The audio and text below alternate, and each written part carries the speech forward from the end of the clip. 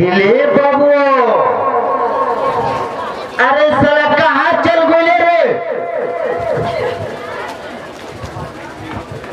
कहाँ कर लगले रे दिलीप बाबा? अले मल्ले लेते ताला मल्ले बुझात नहीं थे। तू तो बिया हमार तरफ नहीं था।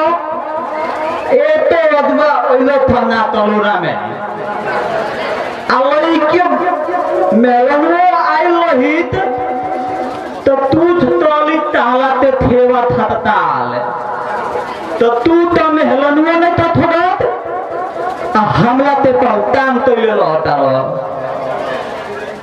अरे सरऊ पार हम तो हरे चक्कर में लागल बानी। अपना दिन बांध रहो, हम सोचनी कि तनी बेटा के शादी कर दे। है कोरोना में तो कोई पूछत नहीं खे, कोई हाथों नहीं खे उठावत।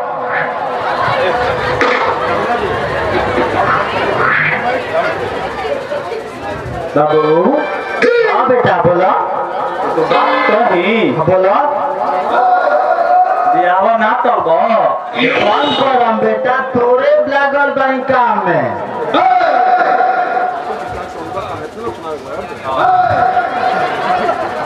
बाबू हाँ बोला तो बात पूछी दूगे पूछो यो काहे पूछबो हमार बियाह करबो। हां तू अपन बियाह ना करबो।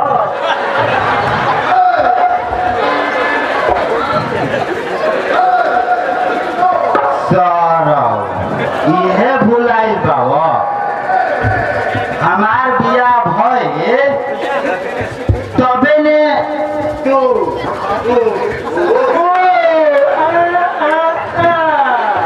बुझा दे बाबू उहे हमने मन तोड़ता। लड़का में संस्कार कूट कूट के भरल बा। ए भैया तमल तो हम तो ले तो ही बराती आइलोड मोलो तो बोलो। ए भैया नमोला सहारा से पहले मतलब बना तो बा ठीक बा लो मिली बाबुआ तेरे। हाँ बाबू जी बोलो काले लड़की देखे चले के बा एकदम का हमल भात डादल बा एह दफा हाला में दुल्ला माई हमार बियाह करावताली।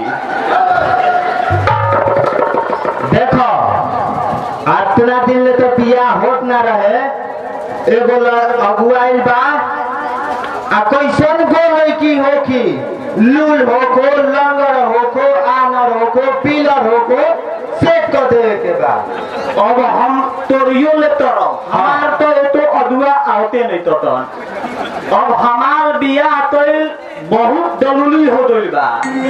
जरे हला मध्य लाइट तो भादिए गइल अब थरिल ते माथ में घुलतियो आए लागो।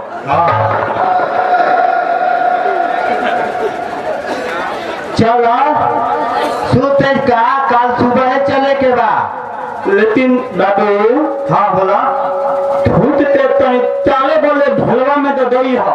हाँ हाँ बिल्कुल 6 बजे पहुँचते हाँ थामो थाम आ जाए के बाद ठीक बा चलो।